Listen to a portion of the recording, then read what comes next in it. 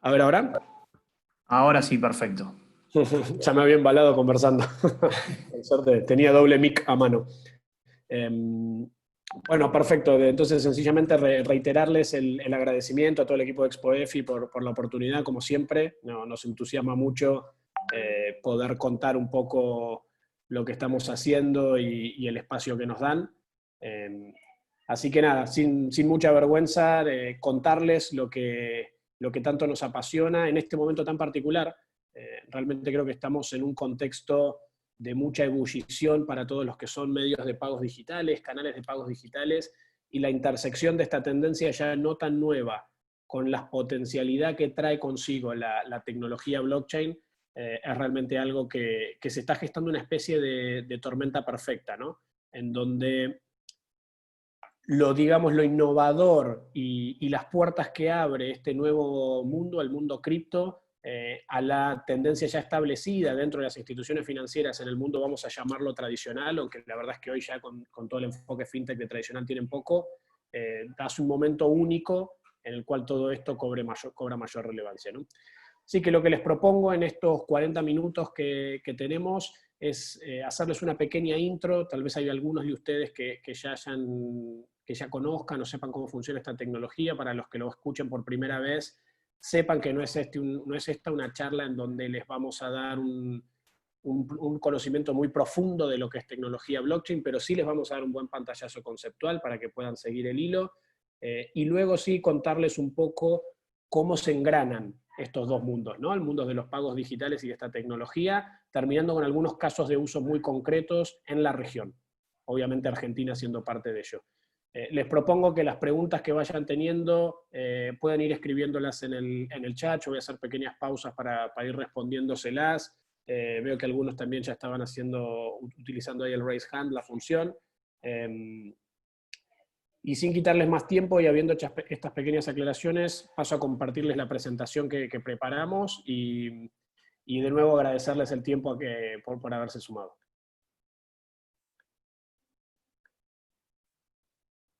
Entonces, vamos a proyectar acá. Solo para estar seguro, Fede o alguien del equipo de EFI me confirma, porfa, que se pueda ver bien. Se ve perfecto. Muchas gracias. Bueno, les dejo dos líneas de mí. Primero, yo de formación soy abogado, siempre trabajé muy vinculado a la tecnología, un poco de coder autodidacta y habiendo trabajado mucho en esta industria.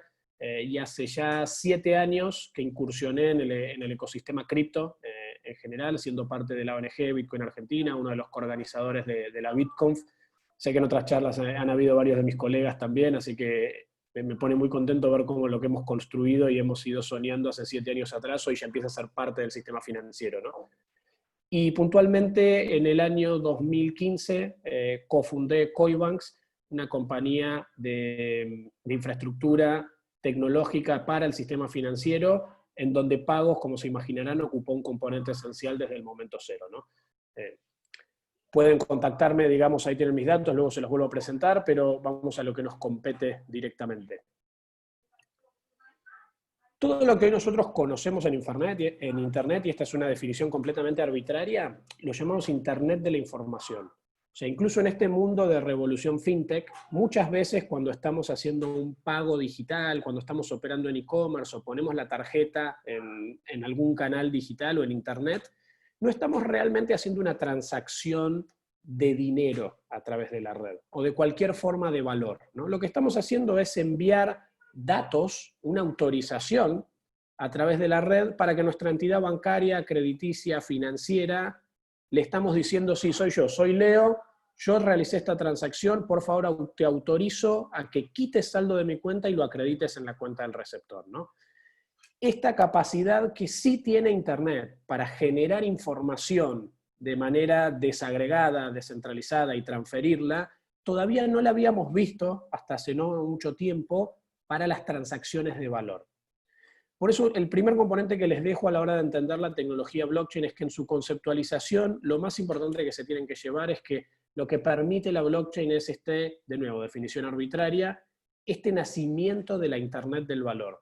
Es decir, por primera vez en la historia nosotros como sociedad tenemos la capacidad de generar con la misma facilidad que cualquiera de nosotros hoy genera un tweet, un blog, y se convierte en su propio periodista o en su propio opinion leader, si quieren, tenemos la capacidad de transferir valor punta a punta a través de la red. Realmente representar valor, y fíjense que hablo de valor y no de dinero solamente, ¿sí? El dinero es una de las formas de valor que tenemos. Hay otros tantos activos que tienen valor para nosotros, sobre todo valor económico, y que la tecnología blockchain nos permite representarlo de forma digital y transferirlo en estos ecosistemas de pagos o de intercambio, ¿no?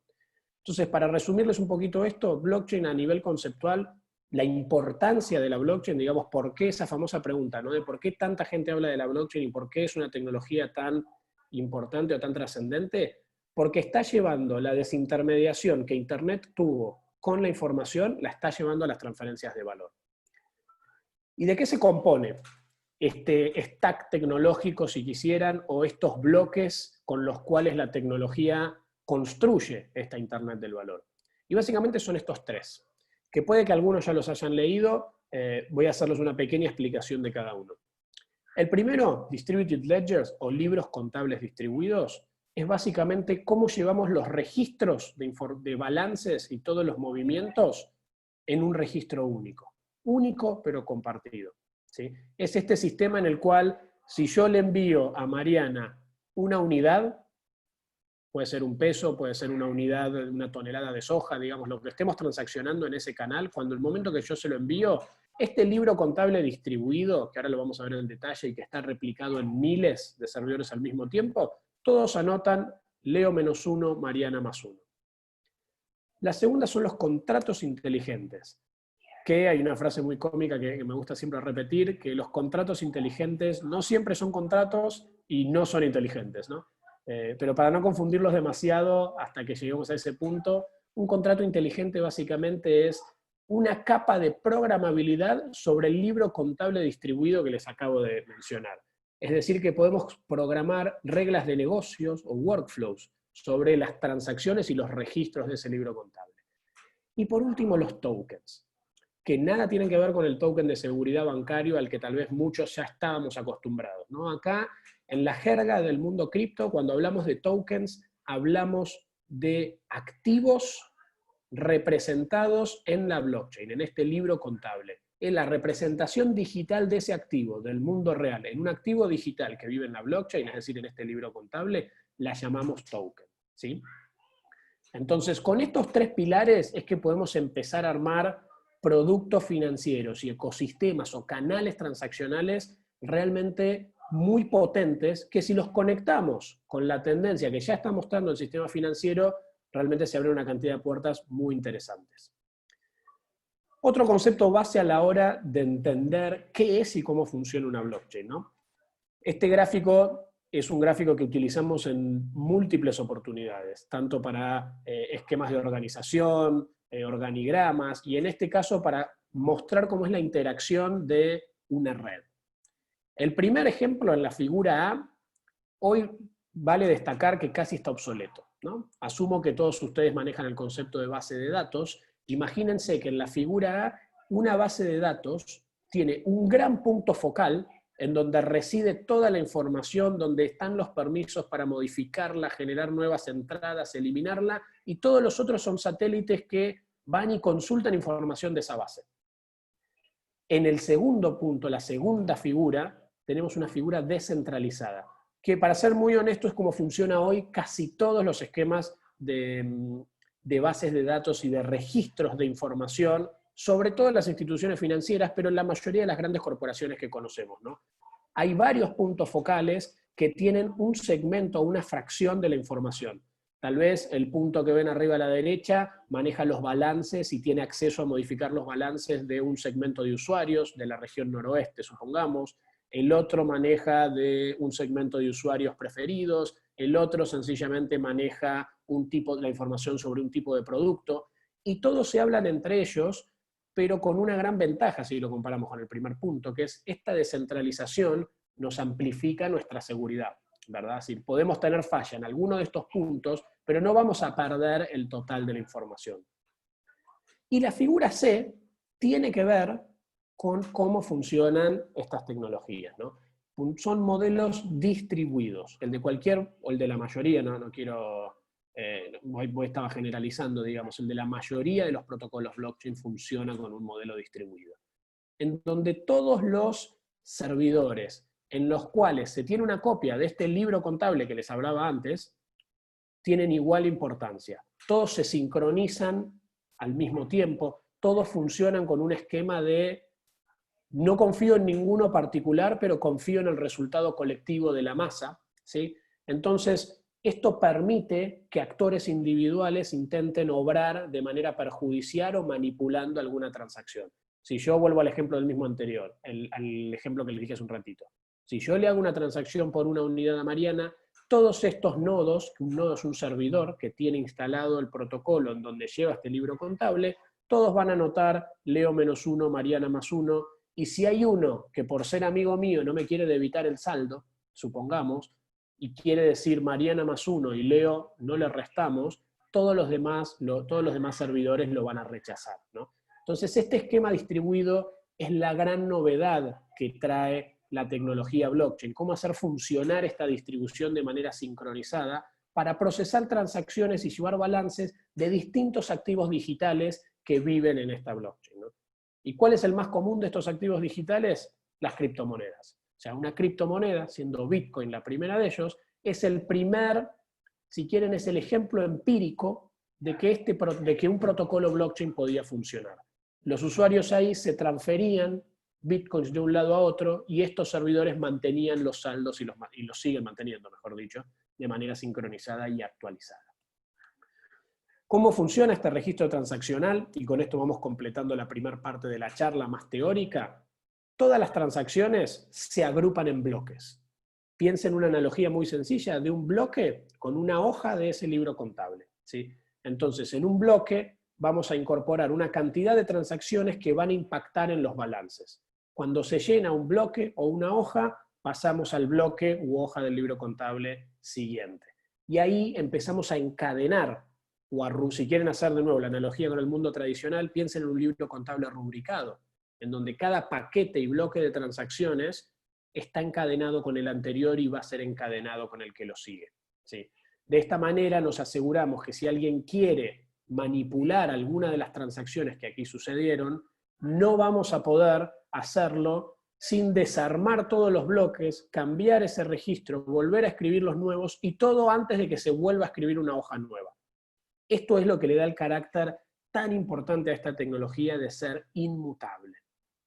Es decir, que todo lo que registramos en la blockchain, si bien existen escenarios fácticos técnicos en los cuales podría suceder, en más de 10 años de historia no se han reversado transacciones, no se han alterado registros, y por eso es que en la jerga hablamos que lo que se registra en la blockchain tiene este nivel de inmutabilidad y de seguridad al momento de consumir esa información, ¿no? Tiene una resiliencia muy grande.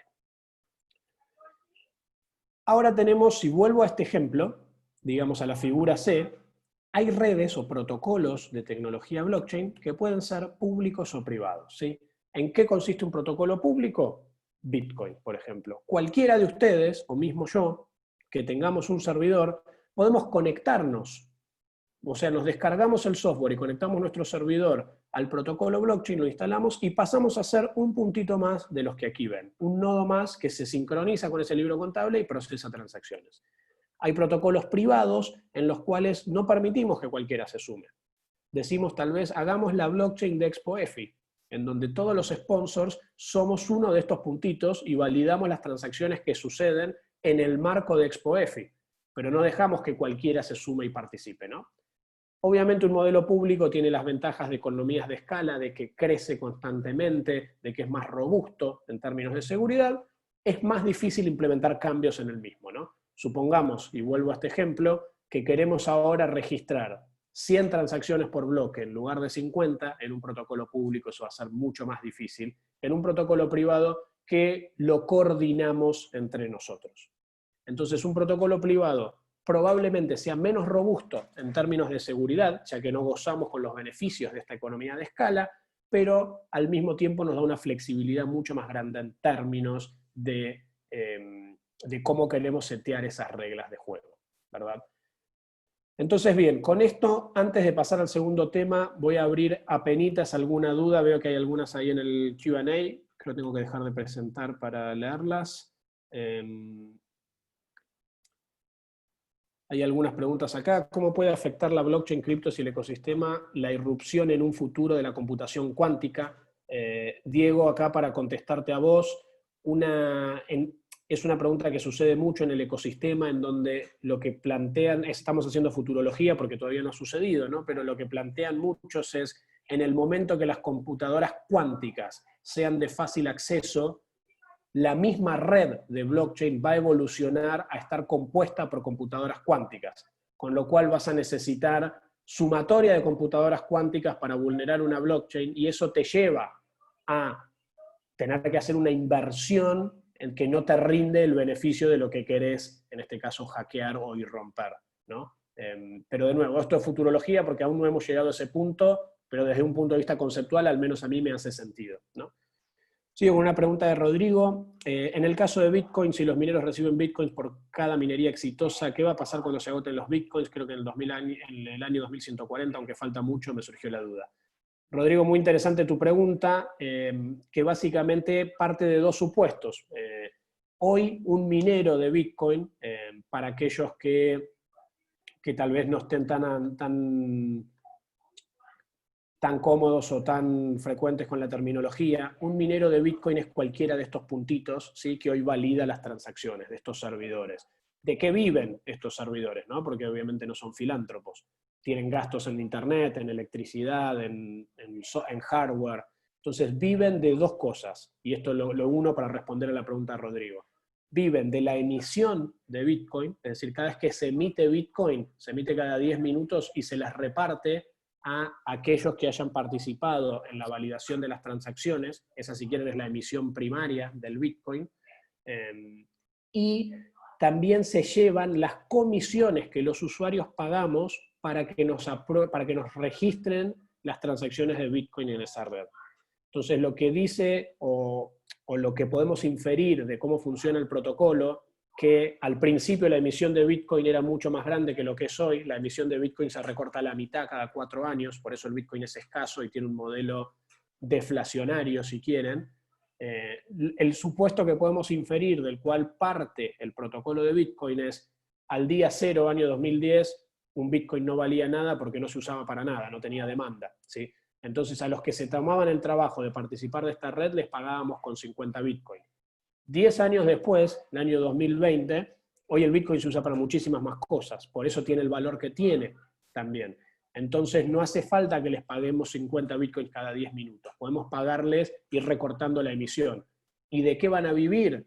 En el año 2132, en realidad, si no me falla la memoria, es que se van a haber emitido el 100% de los Bitcoins. Van a vivir de las comisiones que la misma red genere. O sea, podemos inferir que para ese año la adopción de Bitcoin va a estar tan inmersa en nuestros procesos económicos o en nuestra sociedad, que va a tener un valor mucho más grande, y la comisión de centésimas o de milésimas de Bitcoin y la cantidad de transacciones van a permitir que estos mineros o los nodos sigan viviendo de la misma. Avanzo un poquito más entonces con la presentación. Y el segundo título que les dejé hace un rato, si lo recuerdan, hablábamos de contratos inteligentes, ¿sí? Y hablábamos de que un contrato inteligente no siempre es un contrato, desde un punto de vista legal, y que no son inteligentes, o sea, no son programas que aprendan de sí mismos, no tienen inteligencia artificial, no tienen deep learning. O sea, un contrato inteligente es un flujo de trabajo. Si quieren pensarlo de la manera más simplificada, es una fórmula de Excel.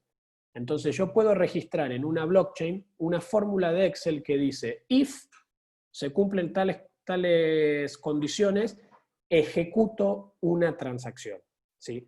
Y esto lo que nos permite es no solo registrar de manera inmutable en esta red distribuida los balances y las transacciones, sino también qué condiciones lógicas deben cumplirse para que esas transacciones se ejecuten. Voy a poner un ejemplo muy gráfico. Despójense de todo prejuicio que tal vez alguno tenga del juego. ¿Por qué no pareciera ser lo más inteligente apostar en una ruleta online? Porque no sabemos cómo funciona ese algoritmo, si es realmente azaroso, o si cuando vamos ganando 3 veces, a la cuarta nos hacen perder, ¿sí? ¿Y por qué no abren el código? Para que todos podamos verlo, confiemos y juguemos esa ruleta online. Porque se exponen a múltiples vectores de seguridad, o sea, si quieren, de posibles vectores de ataques en términos de seguridad informática. Están manejando cientos de miles, si no es que millones de dólares. Entonces, si yo te muestro cómo funciona, es como que te abra la puerta de la cocina de casa. Vas a ver, digamos, dónde guardamos los trapitos sucios, ¿no? Entonces, lo que nos trae la blockchain es la posibilidad de registrar un programa que mide condiciones objetivas para saber si tiene que ejecutar una transacción o no en una red transparente e inmutable. Que podemos abrir la puerta de la cocina tranquilos porque igual no nos van a poder atacar. ¿Por qué? Porque para atacarnos tienen que dominar el 50% de una red que no para de crecer. Entonces ahí es donde estamos tranquilos descansando en la economía colaborativa de esta red. Podemos programar reglas de trabajo para que ejecuten transacciones dentro de este libro contable distribuido. Quédense esa idea de los contratos inteligentes. ¿Y en dónde se está aplicando hoy en blockchain? Múltiples industrias: identidad digital, transacciones de valor, logística y trazabilidad y firma digital. Hoy nosotros vamos a hacer doble clic en lo que son transacciones de valor. Y una vez más les vuelvo a refrescar este concepto de que no hablo de dinero solamente. Hablamos de valor en múltiples formas. Y ahora vamos a entender por qué. Activos financieros. Y acá ya entramos en lo que más nos compete. Entiendo que tenemos unos 20 minutos más. Corregime, Fede, si no, porfa. Ok, el que calla otorga, me decían a mí. Sí, estamos Sony 22 y hasta las 45 estamos bien. Excelente, gracias, Fede. Entonces, ¿cómo podemos trabajar con activos financieros en una plataforma como las que le acabo de describir, ¿no? Imagínense este concepto que les contaba antes de un contrato inteligente, que lo que hace es obtener información de una institución financiera, ¿sí? Me conecto con la API del banco, de alguno de los bancos que sea sponsor de ExpoEFI, que seguro son los más avanzados, y obtenemos el dato de cuánto dinero tienen en su cuenta recaudadora. Una vez que sabemos que en esa cuenta hay 1 millón de pesos, el contrato inteligente, esta fórmula de Excel, recibió esta información y va a crear en un protocolo blockchain 1 millón de moneditas, que la vamos a llamar criptopeso. Está creando un activo digital en la blockchain que está respaldado por un activo real, por un activo del mundo real. Y ahora estos criptopesos los podemos transaccionar con los costos, la programabilidad, la transparencia y la velocidad que tienen, por ejemplo, las criptomonedas. Podemos empezar a programar reglas de negocio con estos contratos inteligentes. Podemos decir, si envía estos 300 pesos a esta billetera, pero solo deja que los consuma en comercios que estén identificados como supermercados. Y entonces no tendríamos, por ejemplo, el papelón que hoy tenemos en Argentina con la tarjeta alimentar, que en realidad el papelón no es de la tarjeta, sino de la gente, que va y la revienta en una cueva, la pasa por el postnet a tasas del 30% para llevarse el billete, y no usarla para el fin que fue destinado, ¿no? O podríamos conectar un contrato inteligente a una cuenta de nivel 2, o una cuenta virtual. No quiero entrar en la discusión de si es CB corta U o no es CB corta U, porque desde lo formal eso depende que lo emita un banco, como muchos de ustedes ya sabrán. Desde lo conceptual estamos hablando de una cuenta digital y es lo mismo. Entonces mantengamos este concepto de cuenta digital. Puedo ver si una cuenta digital hace X tiempo no mueve su dinero y congelarle estos criptopesos a cambio de un interés. Puedo empezar a automatizar la oferta de productos financieros en base a inputs que estoy tomando del mundo real, a información que estoy obteniendo de una institución financiera. Y estos criptopesos o esta representación digital de un activo del mundo real, en este caso los pesos, son lo que llamamos tokens, que es el tercer concepto que les dejé al inicio de la charla, ¿sí? Entonces, avanzando un poquito más, ¿cuáles son algunos ejemplos de activos que podemos tokenizar? Yo recién les hablé de dinero. Imagínense, y les dejo este interrogante que yo tengo una opinión personal muy formada, pero me va a encantar si alguno se anima a forzarlo como una pregunta, por más que no la sea, que me lo dejen escrito. Si yo tengo un criptopeso y tengo un criptodólar y le ofrezco a una pyme que tiene cuenta conmigo que se pare en criptodólares, es decir, que con los criptopesos que tiene de golpe cambie a criptodólares y mantenga su tenencia en criptodólares, ¿Estoy incurriendo en una operación de cambio o estoy realizando un intercambio de criptoactivos? Pregunta interesante desde lo técnico legal, ¿no? Que justo es mi área de lo que más me fascina. Pero este tipo de posibilidades son las que nos empiezan a brindar los canales digitales, porque hay un gran componente que no les dije, que para que todo esto que les estoy diciendo pueda suceder, las instituciones financieras tienen que estar apificadas o tienen que tener al menos microservicios para que una plataforma que funcione con contratos inteligentes pueda obtener esa información y ejecutar estos nuevos activos digitales, ¿sí? ¿Y cuáles son algunos de estos activos digitales que podemos tokenizar? Facturas de crédito, por ejemplo. Supongo que no es ajeno a ustedes la normativa que autorizó las facturas de crédito electrónica hace un poquito más de un año, si no me falla la memoria, y que ya está siendo implementada en caja de valores. O sea, estamos securitizando facturas por cobrar siempre y cuando sean pagaderas por grandes pagadores o empresas AAA, para simplificarlo, ¿no? Entonces, podemos, de hecho, y hay uno de los proyectos con los cuales estamos trabajando desde Coibanks, uno de los productos que hemos construido en base a Miguel Iribarne, uno de nuestros aliados, y a la gente del Banco de Valores, para tokenizar facturas de crédito electrónica. Entonces yo como pyme puedo cederle mi factura de crédito electrónica real a mi institución financiera y me devuelven un token, un activo digital que representa esta factura de crédito electrónica. Y yo esta factura la puedo utilizar para transferir parcialmente, la puedo fraccionar, puedo vender una parte, puedo cederle una parte de esa factura a un proveedor mío como parte de pago. ¿Por qué? Porque la hemos convertido, y me voy a tomar una licencia literaria, no me repitan, pero es solo para que quede muy, muy claro el concepto, hemos convertido a esa factura en una criptomoneda, o le hemos trasladado las características de una criptomoneda.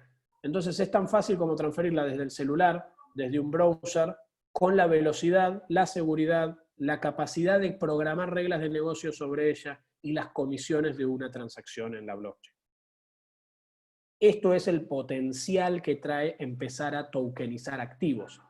Hay un concepto que hoy ya es moneda corriente, que de alguna manera impuso las plataformas, las PSPs y Mercado Pago, si quieren, a la cabeza, que es cómo generar una representación digital de un activo que está concentrado, en este caso de pesos, o sea, Mercado Pago como agrupador, concentrando la cobranza y dándole saldo virtual a sus usuarios y comercios, y darle liquidez a esos pesos, mientras que no descapitalizamos, en este caso, a institución financiera, lo digo entre comillas, es un PSP, en el caso de Mercado Pago.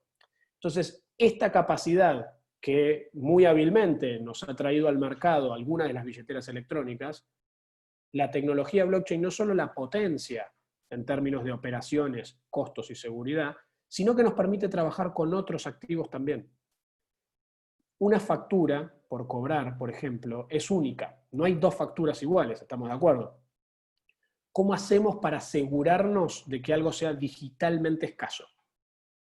Hoy el concepto de escasez digital es algo que tal vez muchos de ustedes, de las 700 personas que hoy hay aquí conectadas, escuchen por primera vez. Nunca nos pusimos a pensar, tiene sentido, tiene valor que algo sea digitalmente escaso. Uno de los estándares, y no me quiero poner muy técnico, pero una de las posibilidades que nos da la blockchain es crear tokens, activos digitales, recuerden esta analogía, únicos. Yo puedo crear un activo digital que es único e irrepetible, con características que están agregadas en forma de metadata que no se pueden repetir, y puedo programar reglas de negocio para ese activo en particular. Imagínense esto mismo con carteras de créditos por cobrar. Desde Coibanks en México estamos trabajando con un par de SOFOMES, instituciones financieras de segundo nivel, reguladas ante el Banco Central de México, que lo que permiten es prestar dinero. No pueden captar, pero pueden prestar con su propio balance sheet o con su propia cartera. Le pasa lo mismo que nos pasa a todos en tantos ámbitos de la vida. Cuando tienen dinero, no tienen clientes. Y cuando tienen muchos clientes, se quedan sin dinero para prestar. Entonces, ¿qué hacen? Salen a vender su cartera por cobrar. Agarran y dicen, tengo tantas cuotas de estos usuarios por cobrar con este scoring, se los vendo a otra SOFOM o a otra institución financiera que sí tenga liquidez a un descuento, denme más plata si sigo prestando. Eso requiere de escribanos en el medio, de analizar el scoring, la capacidad prestable, o sea, es realmente muy engorroso ese trámite, es casi una sesión de documentos en papel ante un notario. En algunos países en Latinoamérica empieza, al menos con fideicomisos de oferta pública, se puede empezar a digitalizar. Imagínense poder conectarnos al sistema de una SOFOM, o, me voy a hacer un poco más rústico, si creemos en la información que transmite la SOFOM, porque son entidades reguladas y tienen que reportar, en su Excel, ni siquiera les hablo de un sistema, si creemos en su Excel y lo subimos a una plataforma blockchain, representamos esa cartera por cobrar en tokens y después sí, los vendemos digitalmente con la facilidad de una cripto. El caso del dinero ya se los hablé. Imagínense el caso de un commodity. Bueno, tema de ahora con todo lo que viene sucediendo en nuestro país es un tema bastante candente, me voy a aislar de lo político.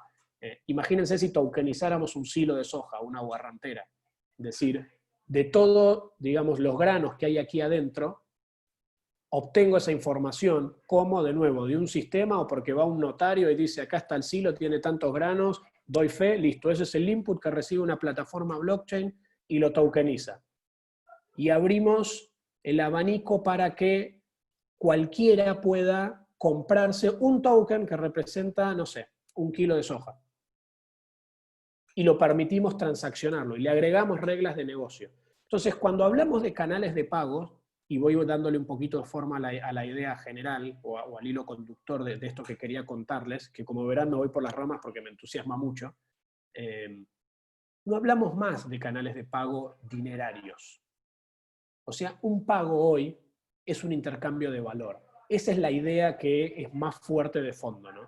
Y ese intercambio de valor, que ya tiene que suceder en canales digitales, y así lo está viendo, y la pandemia es el mayor ejemplo de esto, puede no ser solo de dinero. O sea, puedo hacer un intercambio de valor de una factura por cobrar, puedo hacer un intercambio de valor de una cartera por cobrar, de un crédito, de un commodity, y ahí se abre un abanico de derivados que probablemente muchos de ustedes conozcan mejor que yo, de moneda extranjera, de criptoactivos que representan moneda extranjera.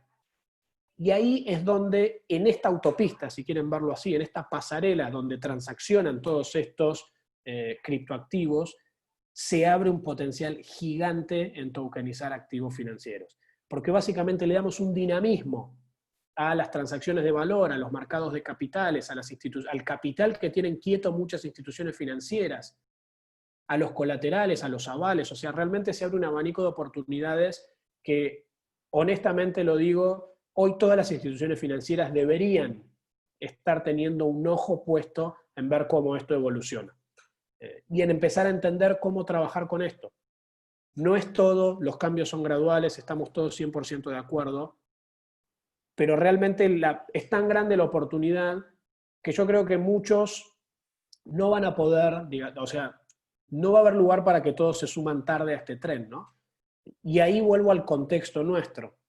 Argentina en particular y Latinoamérica como región, estamos en tantos aspectos tan atrasados tecnológicamente si comparamos la oferta de servicios financieros. Si bien han habido avances muy, muy buenos, no quiero dejar de decirlo, de algunas compañías en particular, pero si bien estamos tan atrasados, o sea, estamos tan atrasados tecnológicamente, que no estamos en una situación como la que por ahí está Estados Unidos, Europa, China, o sea, algunos sectores de China, donde hay más tarjetas que personas, donde hay servicios digitales para todo, y esto es, de alguna manera, mejorar un poquito la oferta de valor a la cual ya accedemos. Nosotros, lamentablemente, pero si vemos el vaso medio lleno, tenemos la gran oportunidad de pegar un salto al estilo que lo pegó África con las telecomunicaciones. O sea, nos vamos a saltar un nivel y tenemos la necesidad, y lo que es muy curioso es que tenemos la capacidad de entender estas cosas, crearlas y empezar a utilizarlas. No depende de nosotros como ecosistema financiero empezar a adoptarlas concretamente.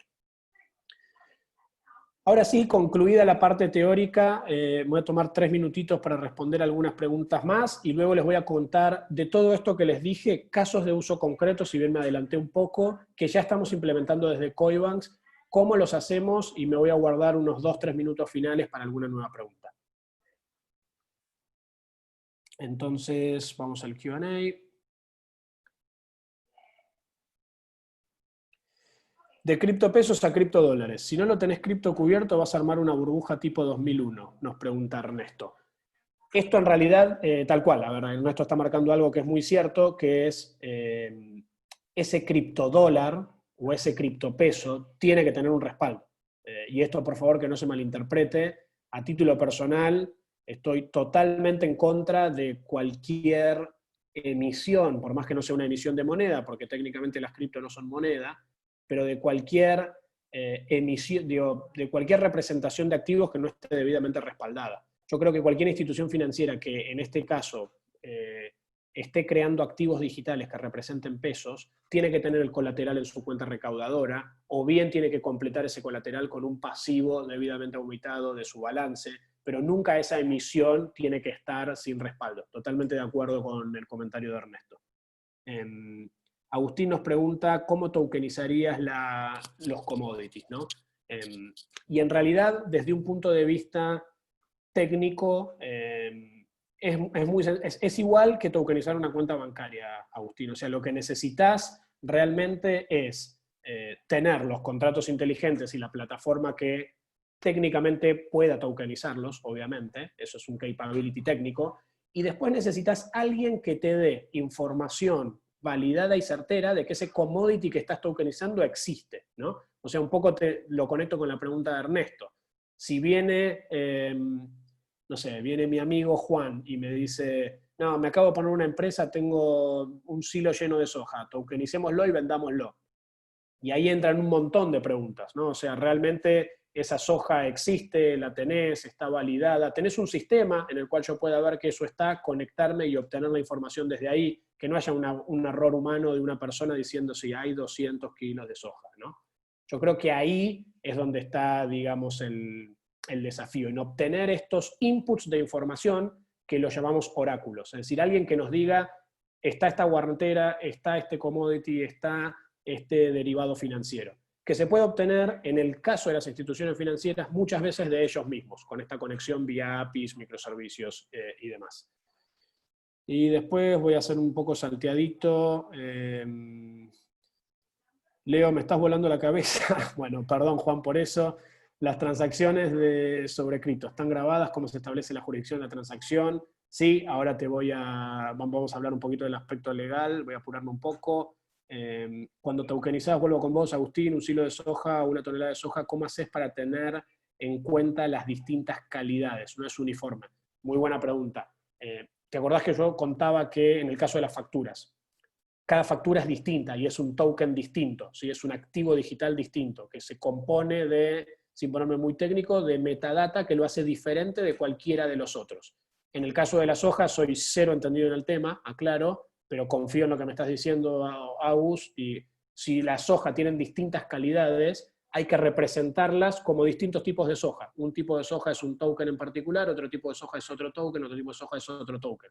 Y hasta puedes armar pares de intercambio entre ellos, ¿no? Hay muchas preguntas, voy a seguir con la presentación, pues nos quedan 7 minutos, y si llego a tiempo, luego regreso para que veamos algunas más. Al final de la presentación igual les voy a dejar mis datos, y entiendo que la presentación se puede compartir desde ExpoEFI, así que no quisiera que queden preguntas sin responder, pero tampoco quisiera quedarme sin contarles todo el contenido. Sigo avanzando un poquito entonces, vamos a cerrar acá.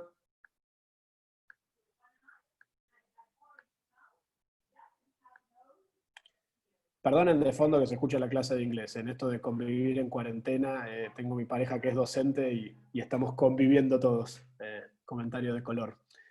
Bien, ahora sí les hablo específicamente de Coinbase. Me saco el sombrero académico, les cuento lo que nosotros estamos haciendo, cómo lo estamos haciendo, y bienvenidos. Y algunas de las preguntas que tienen de ustedes venían con algún fin específico o con alguna oportunidad concreta detrás, porque nos va a recontra interesar explorarla juntos, ¿sí? Nosotros llamamos a uno de nuestros productos, lo llamamos Mint, que es nuestra plataforma para pagos digitales. ¿Qué corre por esa pasarela de pagos digitales? Corren los activos tokenizados que vimos recién, ¿sí? Lo hacemos para instituciones financieras de distintas índoles. Es una plataforma modular en la cual el core es esta plataforma de pagos o de intercambios tokenizados, y sobre eso nosotros vamos generando distintas funcionalidades que no son propiamente cripto. Es decir, uno de los grandes dilemas o las grandes peleas que yo tengo con mis colegas del mundo cripto es que nos enfrascamos, yo creo que estoy saliendo de esa, pero nos enfrascamos en el mundo cripto y nos importa que la gente entienda el porqué de la importancia de blockchain, cuando hoy ya no nos preguntamos el porqué de la importancia de Internet. Lo usamos, vemos el valor agregado, se consume y ya. Queremos desde Coinbanks llevar la tokenización de activos a ese nivel. O sea, queremos construir esta pasarela de pagos que tiene funcionalidades súper tradicionales, como pueden ser un chat, integración con redes sociales, analytics, esquemas de fidelidad, con los activos tokenizados viajando por estas pasarelas y conectado a las instituciones financieras. Entonces, imagínenselo así, una institución financiera nos da el input de cuáles son los activos reales, los tokenizamos, armamos un esquema de pagos de intercambio transaccional con features complementarios, ¿sí? Entonces podemos generar, por ejemplo, sigo con el ejemplo de la soja que parece que gustó, en un intercambio entre productores agropecuarios o proveedores de la industria del agro, que una moneda de cambio sea soja tokenizada y fomentamos que las transacciones entre ellos también se premien con puntos de fidelidad, o con una billetera virtual, mobile o web desde la cual lo operen, con un feed de novedades. Lo último no tiene nada que ver con el mundo blockchain, pero nos parece igual de importante para mejorar la experiencia de los usuarios, ¿no? Este es un esquema que en pos del tiempo no se los voy a recontra explicar, pero básicamente es este esquema que les acabo de decir. Cómo funciona trabajar con la plataforma Mint de Coinbanks desde el momento que onboardeamos una institución financiera, habilitamos canales de pagos y empezamos a mandar activos tokenizados para que por allí transaccionen. De nuevo, esta es info que les podemos compartir fácilmente, hay más info en nuestra página web y con gusto se las hacemos llegar. Una de las preguntas era si esto es legal, ¿sí? Y acá básicamente tenemos en Argentina, podríamos hablar a nivel región, pero voy a ir específico a Argentina, tenemos 4 cuestiones que para mí son las preponderantes. Una es la capacidad o el permiso para captar fondos. Digo, Coinbanks, ¿es una institución financiera, por ejemplo? No. Entonces Coinbanks podría como tal custodiar facturas de crédito electrónica y devolverles a ustedes una representación digital de esa factura? ¿O podría yo custodiar commodities y devolvérselos a ustedes? No. Nosotros siempre necesitamos de una institución regulada o mínimamente habilitada para esos fines y vamos con nuestra plataforma tecnológica para llevarlo y potenciarlo, ¿sí?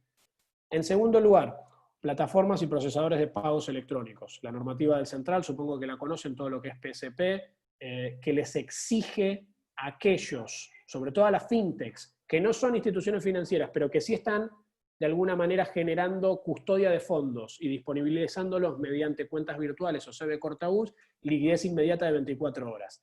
Trabajar con tecnología cripto o con tecnología blockchain conectada a estas fintechs, en mi opinión personal, no los exime de cumplir con este requisito. Si estamos hablando de pesos, si estamos hablando de otros activos, como son los activos virtuales, ahí empieza a aplicar la normativa correspondiente a cada activo. En el caso de la soja, en el caso de derivados financieros y demás. Preguntaban, perdón que no me acuerdo el nombre, preguntaban si están grabadas las transacciones en dónde. En Argentina, la AFIP sacó en su resolución, si no me equivoco, del año 2018 o 2017, 2017, que toda tenencia de criptomonedas tiene que estar declarada, ¿sí? Y que las transacciones de criptomonedas en sí no están grabadas per se, pero sí la renta. O sea, si yo compré Bitcoin a un valor y lo vendí 3 años después a otro valor, debo pagar una alícuota del 15%. Y no declararlo, obviamente, está penalizado. Voy a decir lo que todos Con la estamos... interrupción, Sí. tenés 1 o 2 minutos para ir cerrando. Gracias, Fede, y no hay problema por la interrupción, obvio. Voy a decir lo que todos estamos pensando. ¿La FIP sabe mirar la blockchain? No. Hoy la respuesta es no. Ahora, si yo accedo a esos bitcoins o a esos criptoactivos a través de una institución identificada que la FIP sí tiene acceso, llámelo un exchange de criptomonedas, llámelo un banco, una casa de cambio, lo más probable es que nuestra compra no declarada o nuestra tenencia no declarada de criptoactivos en algún momento, no de oficio, pero sí ante requerimiento, llegue a la FIP a través de estas empresas que están haciendo la custodia de estos fondos y nosotros accedemos a ellos en su versión tokenizada, ¿sí? Y lo mismo la UIF, o sea, todo reporte de operación sospechosa, estas instituciones a la UIF obviamente se las informan.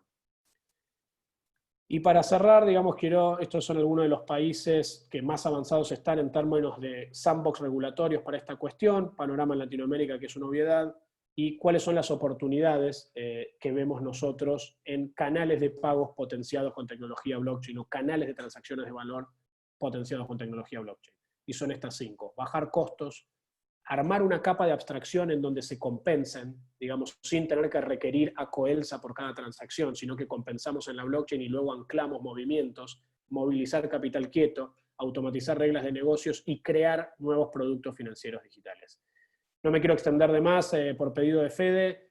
A todos aquellos que lo ven como muy lejano y que les estoy hablando de Júpiter, los invito a que comparen con otras industrias y vean que esto ya pasó. O sea, ese nivel de disrupción ya lo hemos visto. Nos falta hacerlo en las transacciones de valor y nos encantaría que se nos sumen en este pequeño sueño que tenemos desde Coibax, ¿no? Mis datos, para los que quieran contactarme, pueden contactar directo a Coibax también. Respondo Twitter, mail y teléfono, tardo un poquito más. Es un teléfono corporativo, pero bueno, me va a interesar muchísimo recibir sus consultas, que nos contacten, y para cerrar aprovecho, Fede, y a todo el equipo de Expo EFI, agradecerles la excelente organización y la oportunidad. La verdad que son pocos los eventos que en medio de todo este contexto se reinventaron tan rápido y tan bien digamos, en esta pandemia, ¿no? Así que más que feliz con el resultado, la oportunidad, y esperamos seguir haciendo cosas juntos. Muchas gracias, Leo. Gracias a ustedes también por la adaptación. Bueno, no sé, Fede, si me queda tiempo me meto con preguntas, pero no quiero complicarte la agenda, ¿eh? Terminamos, porque tenemos la continuación. Capaz que te Gracias. sacaba ahí alguna. Chao a todos, un verdadero placer y espero que sigamos en contacto.